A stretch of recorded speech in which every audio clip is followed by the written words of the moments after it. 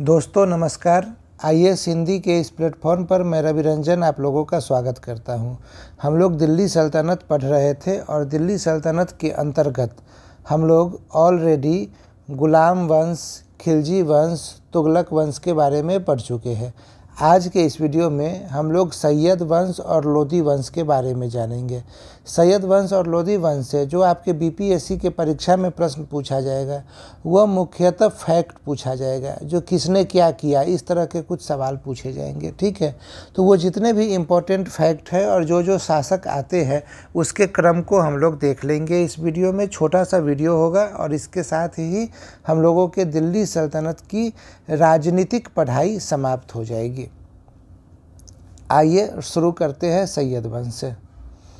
सैयद वंश 1414 ईस्वी से 1451 ईस्वी तक इन लोगों ने शासन किया।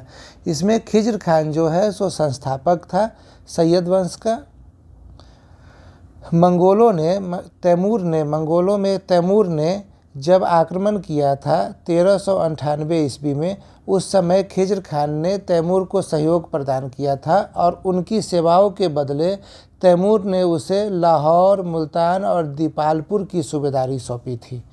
तैमूर के भारत से वापस जाते ही खिज्र खान ने स्वयं को उत्तर पश्चिमी भारत में तैमूर का वायसराय घोषित करके शासन प्रारंभ किया था। ठीक है, खिज्र खान ने सुल्तान की उपाधि नहीं धारण की थी, वह रैयत-ए-आला की उपाधि से संतुष्ट था। ये याद रखिएगा कि रैयत-ए-आला की उपाधि किसने ली थी, तो ये खिज्र खान ने ली थी। उसने अपने नाम से सिक्के भी नहीं चलवाए थे और तुगलक शासकों के नाम से जो सिक्के चल रहे थे वही सिक्के चलते रहे। उसका मूल उद्देश्य तुर्क एवं अफगान सरदारों को संतुष्ट रखना और अपनी प्रजा की सहानुभूति प्राप्त करना था। तो ये सब इम्पोर्टेंट नहीं है आपके लिए। जो इम्पोर्टेंट चीज़ है वो ये है कि रैयत-ए-आला की उपाधि धारण की थी और तुगलक शासकों के समय जो सिक्का चल रहा था वही सिक्का ये चलवाता रहा। आगे बढ़ते हैं।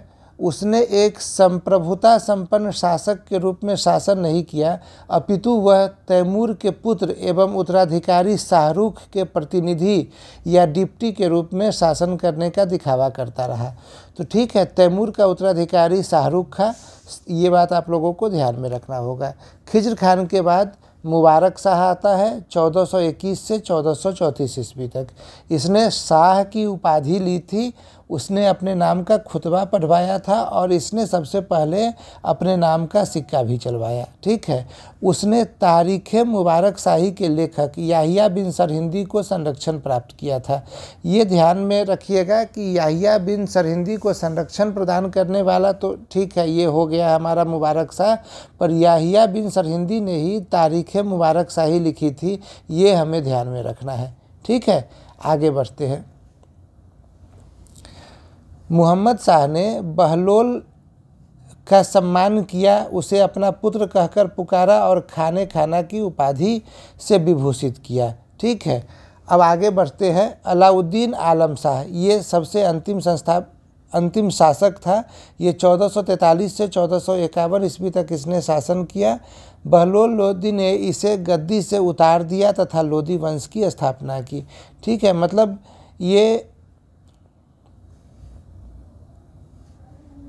ये जो था अलाउद्दीन आलम शाह, ये स्वेच्छापूर्वक दिल्ली का शासन त्याग देता है और इसके बाद बहलोल लोदी गाजी के नाम से दिल्ली के सिंहासन पर बैठता है।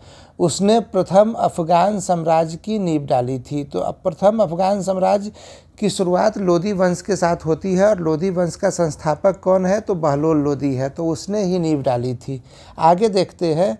बहलोल लोदी अफगानों की एक महत्वपूर्ण शाखा साहू खेल से संबंधित था। उसने अफगानों को भारत आने के लिए आमंत्रित किया था। बहलोल लोदी की मुख्य सफलता जौनपुर को 1484 ईस्वी में दिल्ली में मिला लिया गया था। ये उसकी सबसे प्रमुख सफलता में से एक थी। ठीक है, आगे देखते हैं। उसने बहलोली सिक्के को चलाया, जो अकबर के पहले तक उत्तरी भारत में विनिमय का मुख्य साधन बना रहा। बहलोल एक साधारण व्यक्ति था तथा तारीख़ दाऊदी के लेखक अब्दुल्लाह के अनुसार वह कभी सिंहासन पर नहीं बैठा, वह अपने सरदारों के साथ मिलता था और वो अपने सरदारों जो आमिर होते थे ना, आमिरों के साथ ही बैठता था। ठीक है, अब्दुल्लाह ने जो लिखा था किताब, उसका नाम था तारीख़ दाऊदी। तो ये नाम आपको याद रखना पड़ेगा। इसी तरह के फैक्ट पूछे जाएंगे जो परीक्षा में लगेगा कि क्या ही नया पूछ लिया, पर नया कुछ भी नहीं होता है। तो ये सब फैक्ट आपको याद रखना पड़ेगा। ये पीपीटी मैं ग्रुप में शेयर कर दूंगा, आप लोग उस हिसाब से इसे देखकर महत्वपूर्ण चीज़ों को नोट कर लीजिएगा और इसे 2 बार 3 बार दोहराइएगा ताकि आपको चीज़ें याद रह जाए। बहलोल लोदी के बाद सिकंदर लोदी 1489 से 1517 ईस्वी तक शासन करता है। बहलोल का उत्तराधिकारी सिकंदर शाह हुआ, जो लोदी वंश का सर्वश्रेष्ठ शासक था। ठीक है, अगला देखते हैं।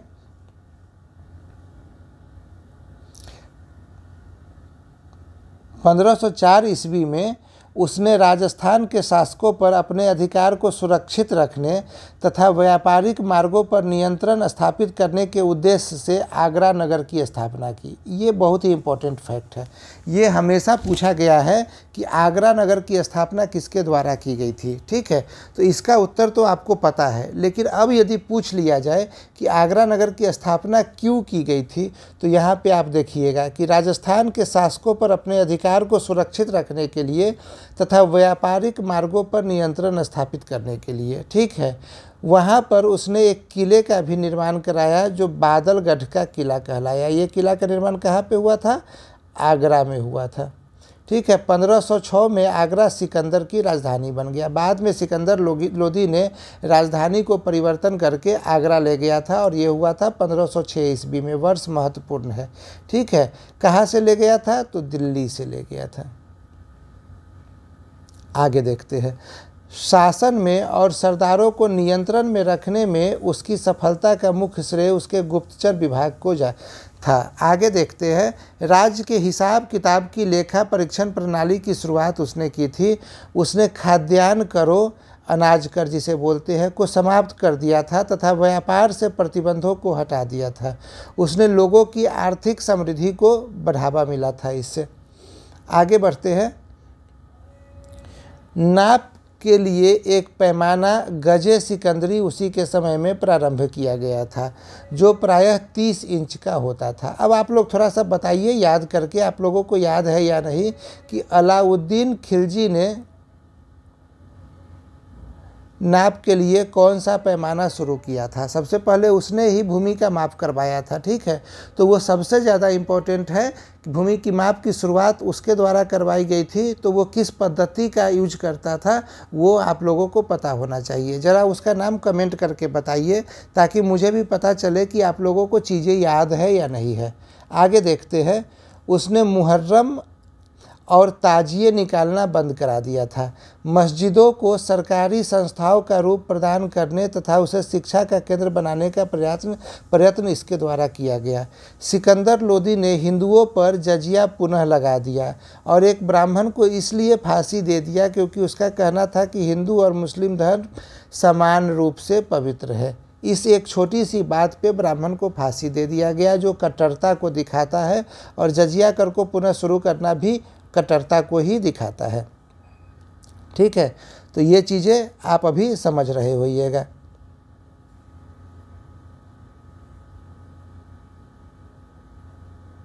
आइए अगला पॉइंट को देखते हैं। सिकंदर लोदी के स्वयं के आदेश से एक आयुर्वेदिक ग्रंथ का फारसी में अनुवाद किया गया जिसका नाम फरहंगे सिकंदरी रखा गया। ये परीक्षा में पूछने लायक फैक्ट है कि ये फरहंगे सिकंदरी क्या है। तो ये एक आयुर्वेदिक ग्रंथ है। किसके समय में लाया गया था? ये लिखा गया था तो सिकंदर लोदी के समय में लिखा गया था। आगे देखते हैं। उसके समय में गान विद्या के लिए एक श्रेष्ठ ग्रंथ लज्जत ए सिकंदर शाही की रचना की गई थी। ठीक है, सिकंदर शाह की मुख्य सफलता अफ़गान सरदारों को अपने नियंत्रण में रखने की थी।